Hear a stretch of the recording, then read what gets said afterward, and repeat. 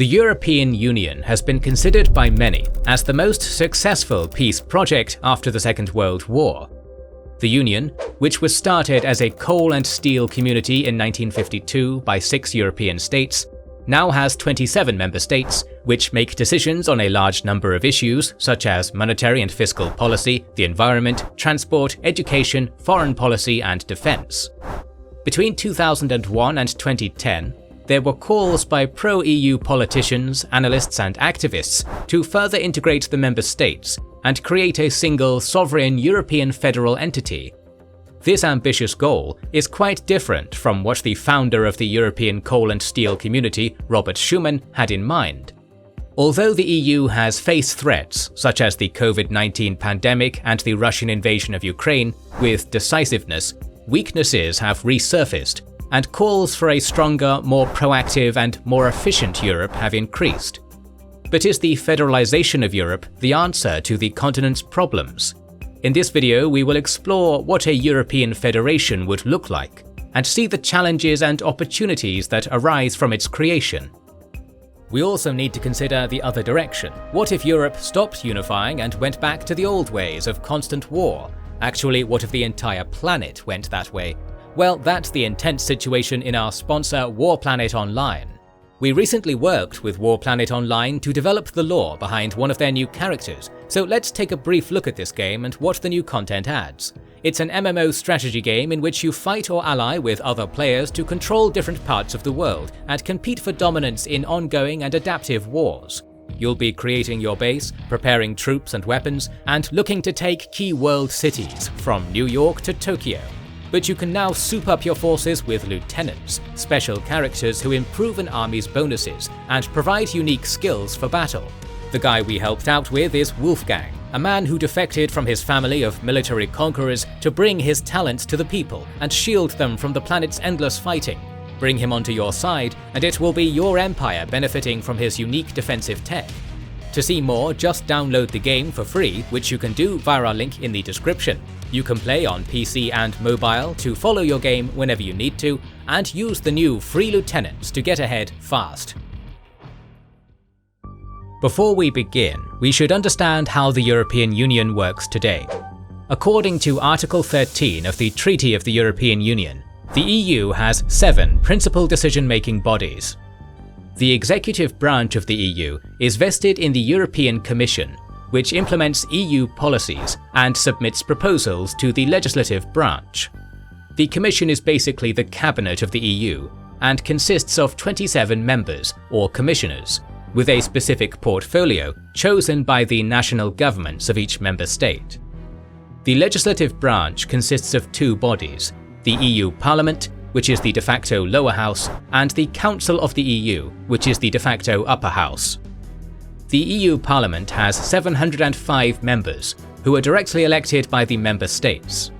Seats in the Parliament are distributed according to the population of each member state, with Germany having the most seats at 96, and Luxembourg, Malta and Cyprus having the least, with only 6. The main function of the Parliament is the exertion of democratic control over EU institutions and the approval of the EU budget. The other legislative body, the Council of the EU, consists of 27 ministers of each member state. According to the policy being discussed, the minister of each member state whose portfolio includes this policy area is invited formally to the Council of the EU.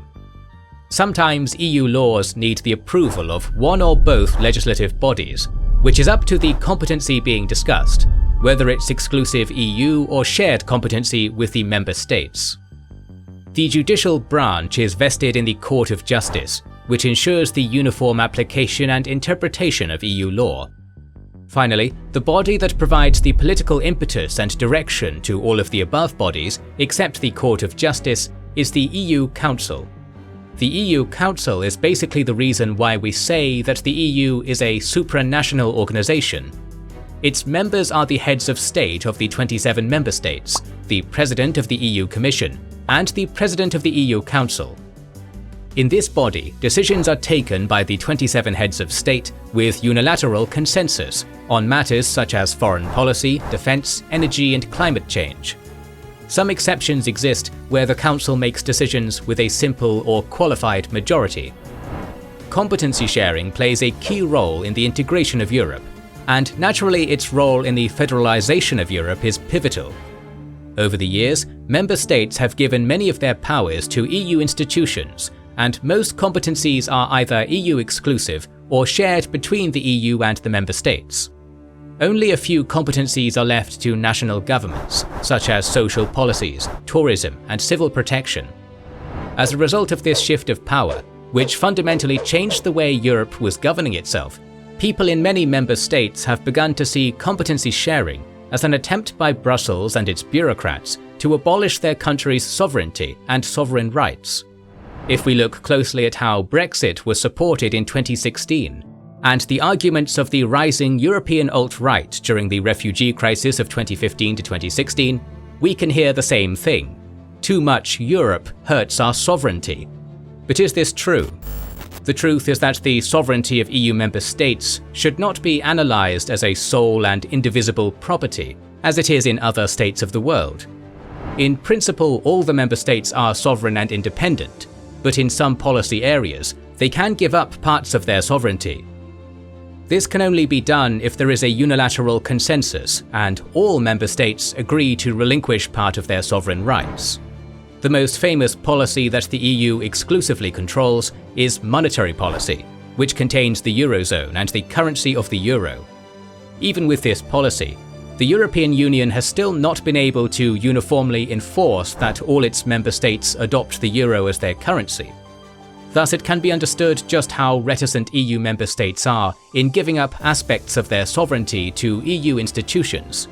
With this in mind, would merging the European Union into a truly unified European federation ever be possible? A European federation, or EU federal state, would have full and complete sovereignty in all matters in one indivisible territory. Today's EU member states would turn into regions or states of the federation, and present sub-regions of member states would keep most of their powers. However, it is expected that there would be a federal or regional body that will supervise the work of sub-regions and provide help whenever it's needed. Many years would be needed in order to implement this new governmental structure. The complete reform of 27 constitutions, numerous treaties of the EU, and the drafting of the European Constitution would be a very challenging legal process that would take 5 to 10 years. An unofficial attempt to draft a European constitution and a founding treaty was made back in 2001 by the EU Commission. Member states either held referenda or votes in their national parliament in 2004 and 2005 in order to approve or reject the Commission's proposal.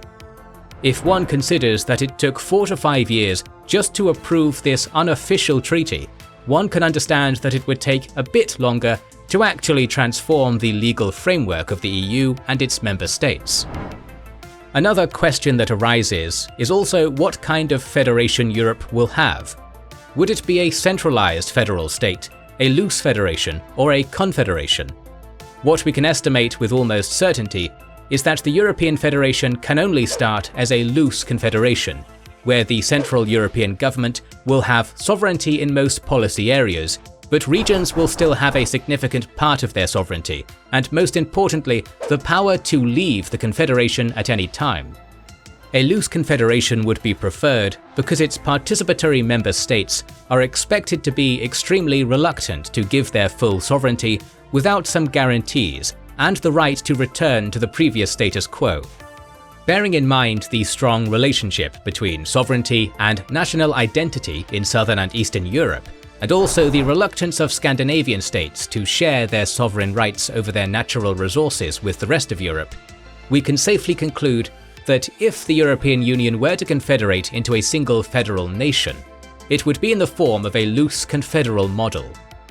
The European Federation would look more like the US and Swiss Confederation, both of which eventually turned into federations when there was enough security for all involved parties. This would happen in a theoretical European Confederation as well. Still, it should be expected that such discussion would take decades to begin, and only if all participating regions feel safe in the confederal model. The European Union has a multi-step accession process for countries that want to join the Union. In this process, candidate countries apply for membership and then negotiate with the EU institutions in all policy areas. Because the EU has strict criteria in some policy areas, such as the rule of law and human rights, negotiations usually take some years to complete. When all policy areas are formally closed, the candidate country signs its accession treaty and enters the EU. With the current application process in mind, it must be asked, if the European Union became a confederation, how would the application process change? Back in May 2022, just 3 months after the Russian invasion of Ukraine, French President Emmanuel Macron talked about a two-tiered EU in his speech before the French members of the EU Parliament. In his vision, Tier 1 would consist of the present EU, and Tier 2 would consist of a new entity called the European Political Community, or EPC. There would be no strict criteria for accession in the EPC, whose main goal would be the coordination of basic issues, such as security and the conclusion of international agreements. In this community, states like Ukraine, Moldova, Turkey, and even post-Brexit UK could enter the EPC for better coordination against Russian aggression. Based on Macron's idea, it can be estimated that a similar system could be implemented if a European federation is created. In this case, we could have a three-tiered Europe, where Tier 1 is the European Federation, the strongest sovereign entity in Europe, which states can enter after they conclude an agreement with the Central European Government. Tier 2 would consist of the EU as we know it today, and Tier 3 would consist of the European Political Community, where states in Europe could discuss and agree on issues such as security and energy. States can enter or exit a tier any time, making the system approachable and safe for them. But which states can we see in this three-tiered system, and which countries can be part of the European Federation, Tier 1?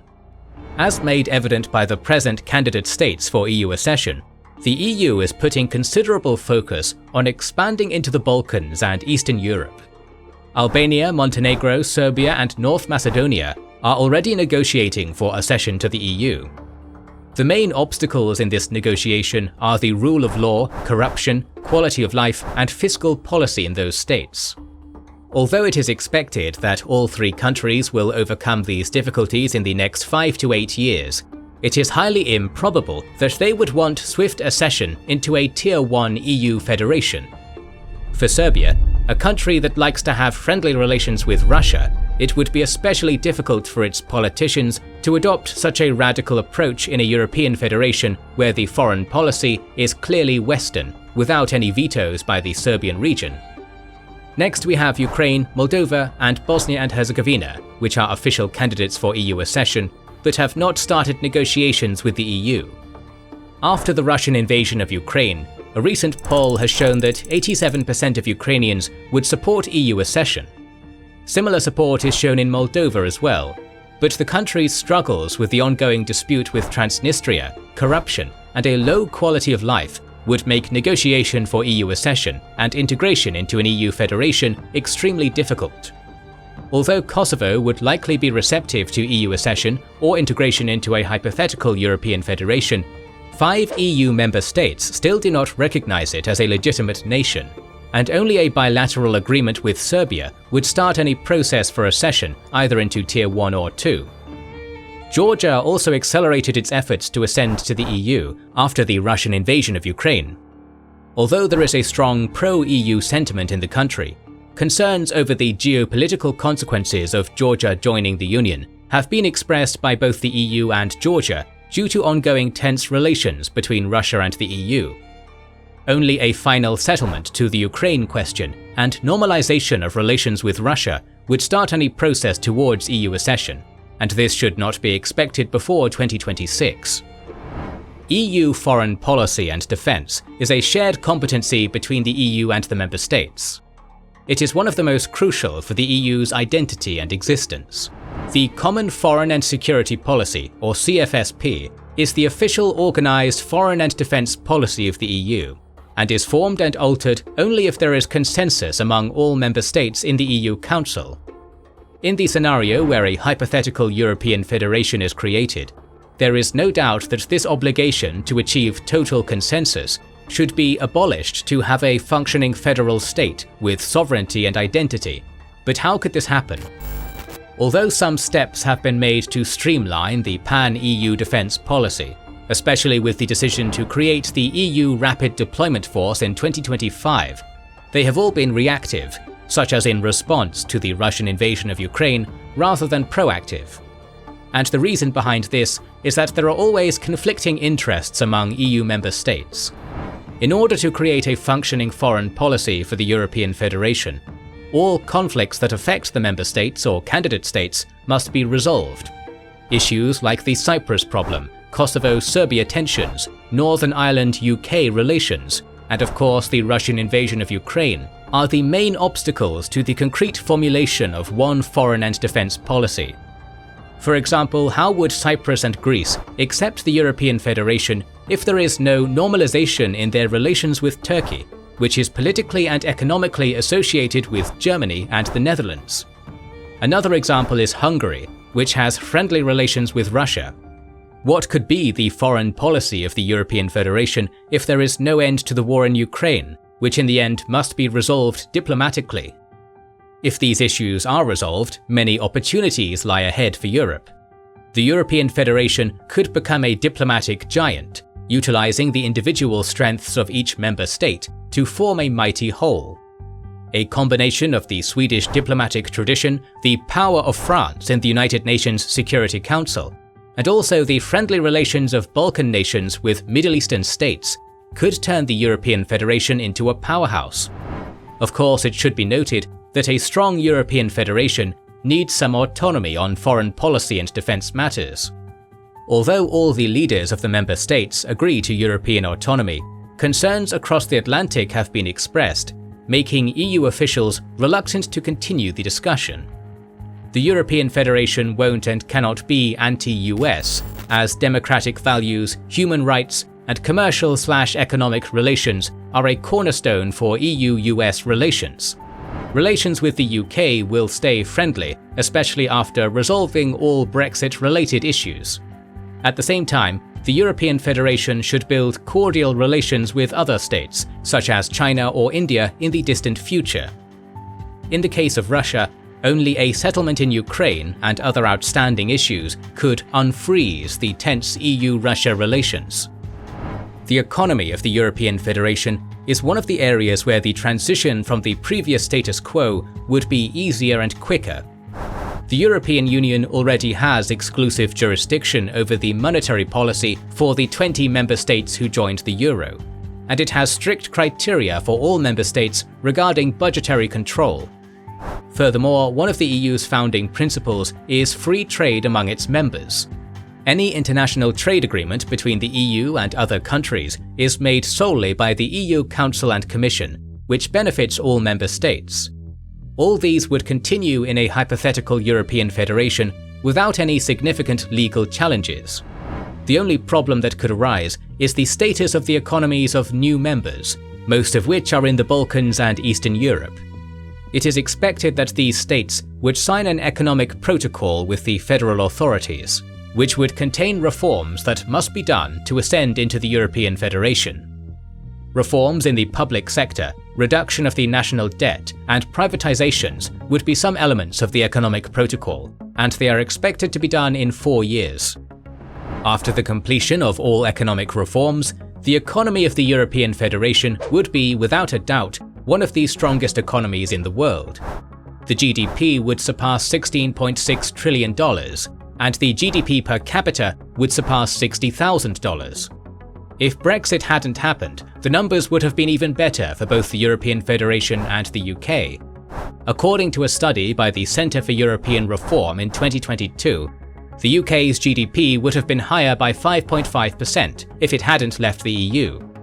The benefits of international trade are more than obvious. The European Federation would be the second biggest trading partner of the US and China, leaving far behind countries like Japan, India, and the UK. Despite the legal challenges and the negative reactions by part of the European population, the European Federation would be a lighthouse of security and prosperity for all the people in Europe.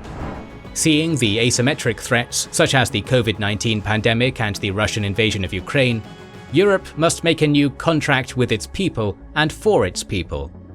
After the Second World War, the existence of the EU was unimaginable, but the founding fathers of the EU proved that the common good of the people of Europe is more important than any national interest. Today, the leaders of the EU must make a big step forward to overcome the new challenges, and the European Federation could be the vehicle that could lead Europe into the future. More videos on modern geopolitics are on the way, so make sure to subscribe and press the bell button. Please consider liking, subscribing, commenting and sharing, it helps immensely. Recently, we have started releasing weekly Patreon and YouTube member exclusive content. Consider joining their ranks via the link in the description or button under the video to watch these weekly videos, learn about our schedule, get early access to our videos, access our private Discord, and much more. This is the Kings and Generals channel, and we will catch you on the next one.